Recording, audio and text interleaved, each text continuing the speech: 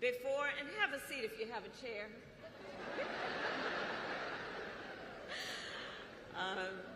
As many of you know, before I was elected vice president and before I was elected a United States senator, I was an elected attorney general and an elected district attorney.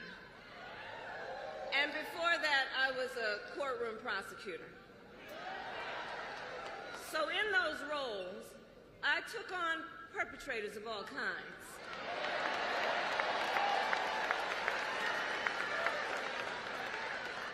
Predators who abused women, fraudsters who ripped off consumers, cheaters who broke the rules for their own gain. So hear me when I say, I know Donald Trump's type.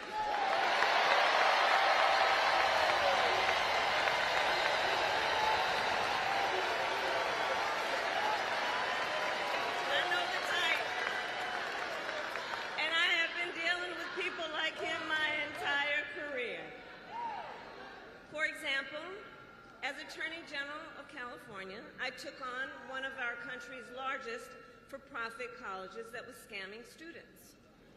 Well, Donald Trump ran a for-profit college that scammed students.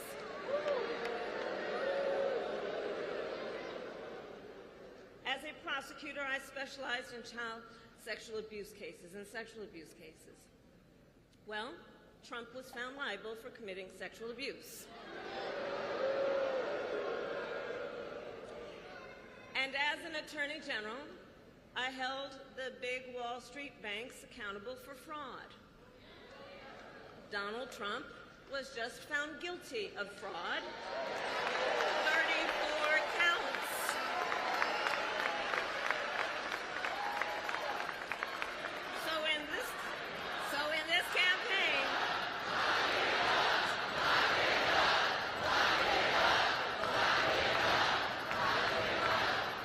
So in this campaign, I will proudly put my record against his any day of the week. Any day of the week. Including, for example, on the issue of immigration. So I was the Attorney General of a border state. In that job, I walked underground tunnels between the United States and Mexico on that border with law enforcement officers. I went after transnational gangs, drug cartels, and human traffickers that came into our country illegally. I prosecuted them in case after case, and I won. Donald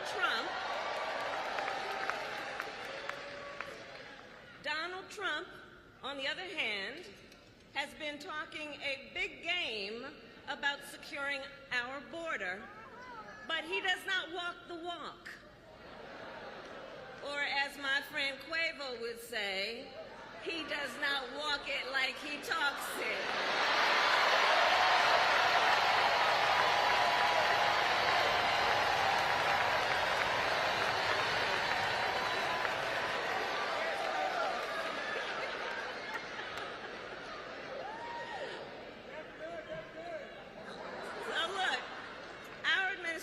Worked on the most significant border security bill in decades.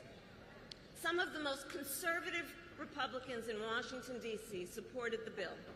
Even the Border Patrol endorsed it. It was all set to pass. But at the last minute, Trump directed his allies in the Senate to vote it down. Right. He tanked the bipartisan deal because he thought it would help him win an election. Which goes to show Donald Trump does not care about border security.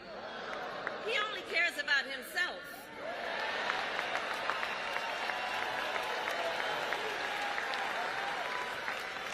And when I am president, I will work to actually solve the problem.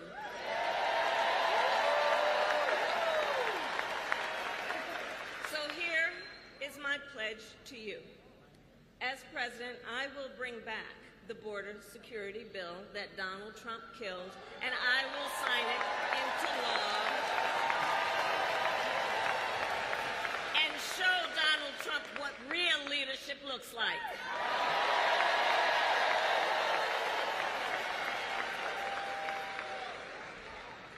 But make no mistake, this campaign is not just about us versus Donald Trump.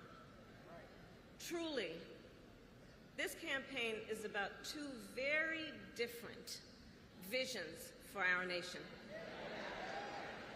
One focused on the future, the other focused on the past. We believe in a future where every person has the opportunity to build a business, to own a home, to build intergenerational wealth, a future with affordable health care, affordable child care, paid leave. And all of this is to say, building up the middle class will be a defining goal of my presidency.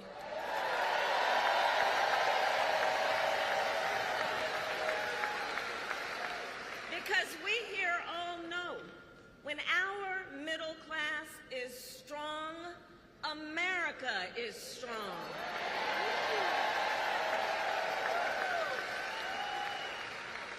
And to keep our middle class strong, families need relief from the high cost of living so that they have a chance not just to get by, but to get ahead.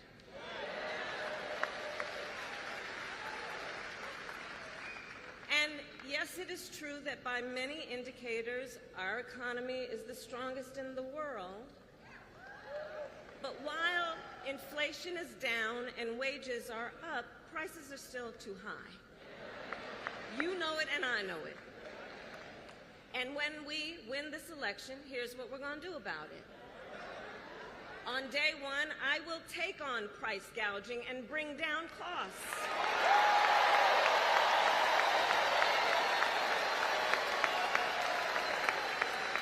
We will ban more of those hidden fees and surprise late charges that banks and other companies use to pad their profits.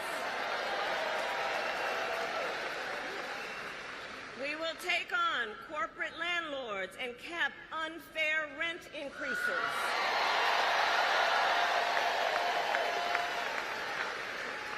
And we will take on Big Pharma to cap prescription drug costs for all Americans.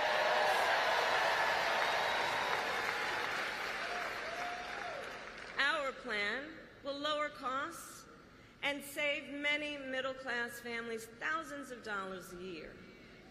But Donald Trump has a different plan in mind, one that would raise prices on middle-class families. Just look at his Project 2025 agenda. I take it you've seen it. Project 2025 is a plan to weaken the middle class. Be clear. And Donald Trump intends to cut Social Security and Medicare. He intends to give tax breaks to billionaires and big corporations. He intends to gut our investments in clean energy jobs. He intends to end the Affordable Care Act, to take us back to a time when insurance companies had the power to deny people with pre-existing conditions. You guys remember what that was?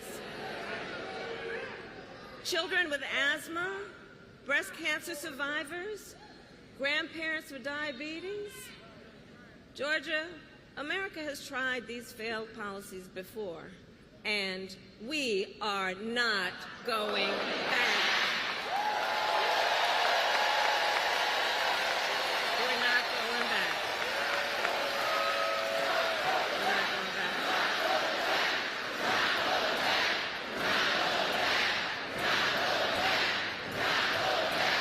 That's right.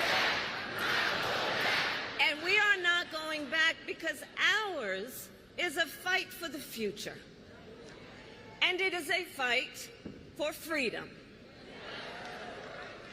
Across our nation, we are witnessing a full-on assault on hard-fought, hard-won freedoms and rights. The freedom to vote, the freedom to be safe from gun violence, the freedom to live without fear of bigotry and hate, the freedom to love who you love openly and with pride,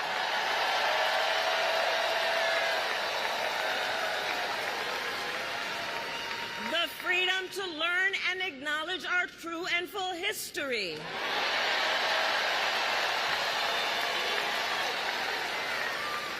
And the freedom of a woman to make decisions about her own body and not have her government tell her what to do.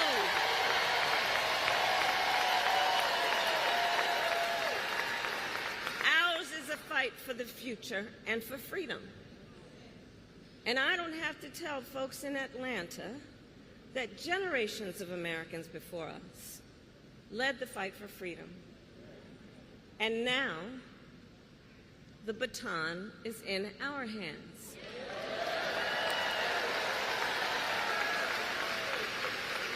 Each and every one of us. And we love our country. We love our country. And I believe it is the highest form of patriotism to fight for the ideals of our country.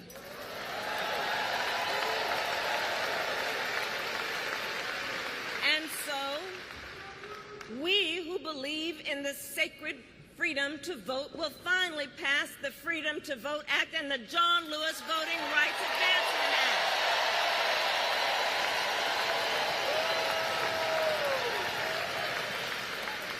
We who believe in the freedom to live safe from gun violence will finally pass universal background checks, red flag laws, and an assault weapons ban. We who believe in reproductive freedom will stop Donald Trump's extreme abortion bans, and when Congress passes a law to restore reproductive freedoms, as President of the United States, I will sign it into law.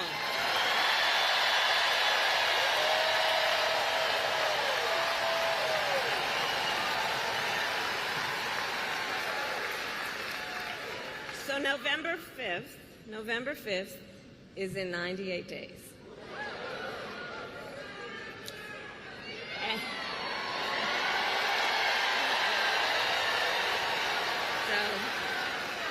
In 98 days, and let's level set. Friends, let's level set. We have a fight in front of us.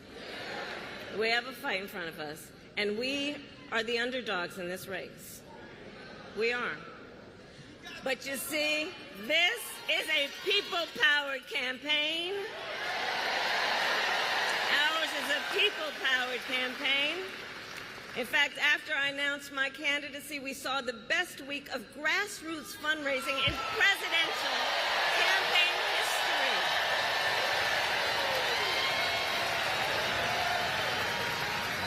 And if you go to KamalaHarris.com, you can help us build on that success. So the momentum in this race is shifting. And there are signs that Donald Trump is feeling it. You may have noticed. So last week, you may have seen, he pulled out of the debate in September he had previously agreed to.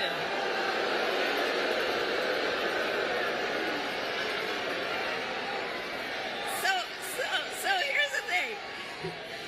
Here's the funny thing about that. So he won't debate, but he and his running mate sure seem to have a lot to say about me. And by the way, don't you find some of their stuff to just be plain weird?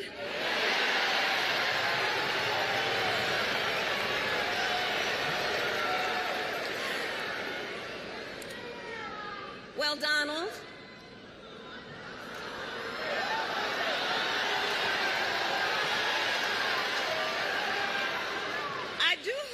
you'll reconsider to meet me on the debate stage.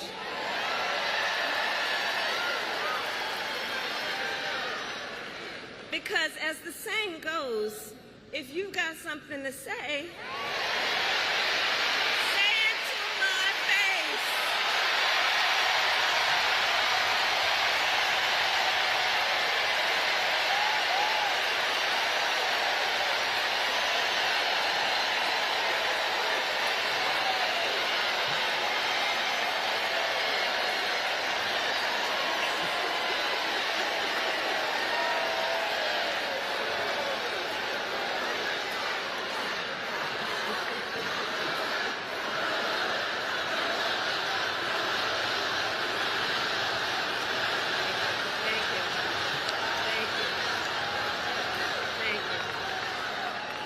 Georgia, in the next 98 days, we have our work cut out for us.